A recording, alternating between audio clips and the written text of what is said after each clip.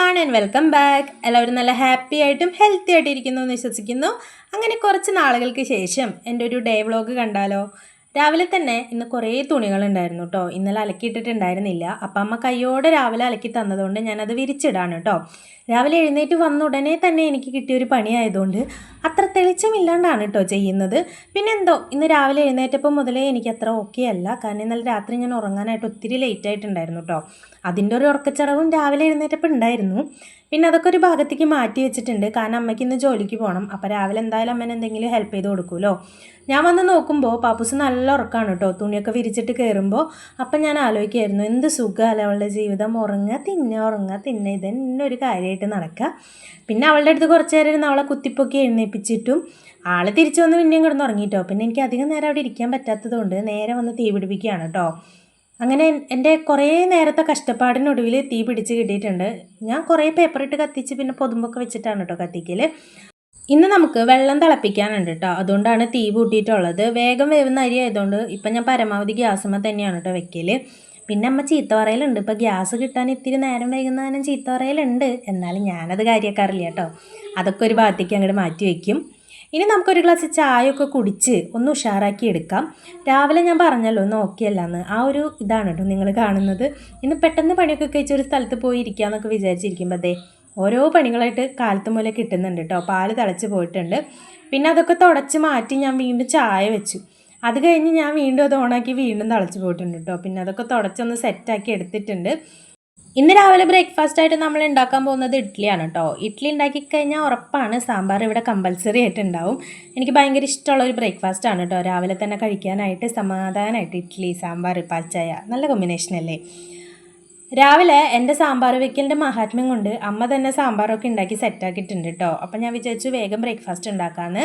ഇഡ്ഡലി ആയതുകൊണ്ട് തന്നെ അമ്മയ്ക്ക് ചോറിന് നമുക്ക് ഇഡ്ഡലി കൊടുത്തു വിടാം, പകരം ചോറ് കൊടുത്തു വിടണ്ട കേട്ടോ. അപ്പോൾ ചോറിൻ്റെ പണി നമുക്ക് പതുക്കെ ചെയ്യാം, ഇഡ്ഡലി വേഗത്തിൽ ഉണ്ടാക്കാം കേട്ടോ. കഴുകി വെക്കുന്ന പാത്രമാണെങ്കിലും അത് എടുക്കുന്ന സമയത്ത് ഒന്നും കൂടി കഴുകിയെടുക്കും.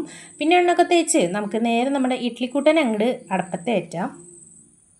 ഇന്നലൊക്കെ നല്ല മഴയായിരുന്നു കേട്ടോ. ഇന്ന് രാവിലെ മുതൽ നല്ല തെളിച്ചം കാണുന്നുണ്ട്. അപ്പോൾ എന്തായാലും തുണികളൊക്കെ ഒന്ന് ഉണങ്ങി കിട്ടും. അതുകൊണ്ടൊന്ന് മടക്കി വെക്കാൻ കുറേ ഉണ്ടാവും കേട്ടോ. ഇന്ന് രാവിലെ മുതൽ മടിയെന്ന് പറഞ്ഞു കഴിഞ്ഞാൽ എനിക്ക് ഒന്നും ചെയ്യാനൊരു ഉഷാറില്ല കേട്ടോ.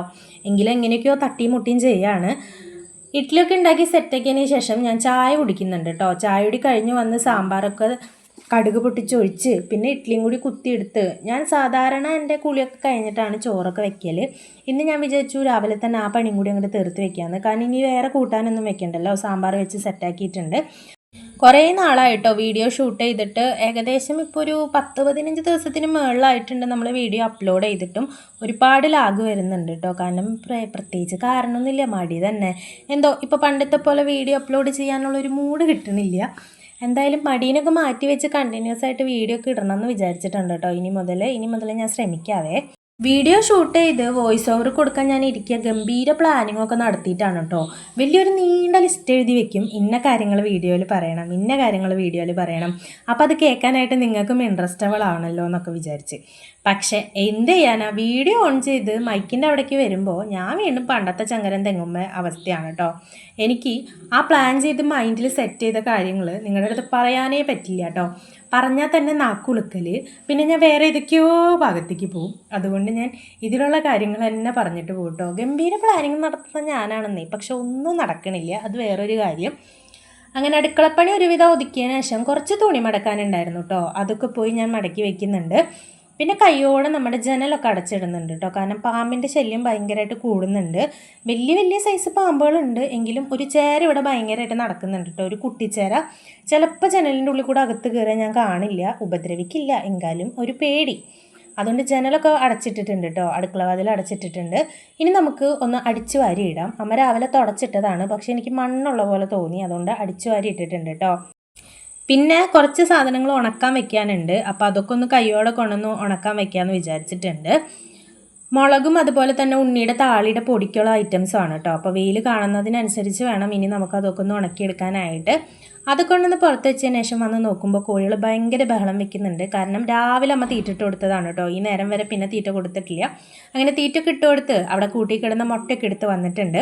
ഇനി നമുക്ക് മുകളിലേക്ക് കയറാം കേട്ടോ. മഴ പെയ്തിട്ടുണ്ടെങ്കിൽ തന്നെ കാര്യമായി നനവ് അങ്ങനെ കിട്ടിയിട്ടുണ്ടാവാനുള്ള വഴിയില്ല. അതുകൊണ്ട് എൻ്റെ കറ്റാവാഴകളൊക്കെ ഒന്ന് നനച്ചു കൊടുക്കണം.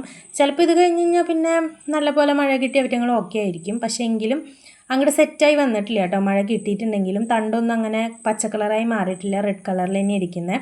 പിന്നെ അതിൽ പുല്ലൊക്കെ പറിക്കാനുണ്ട് കേട്ടോ. പക്ഷേ എനിക്ക് ഇന്ന് എന്തോ മൂടില്ലാത്തതുകൊണ്ട് പുല്ലൊന്നും പറിക്കുന്നില്ല.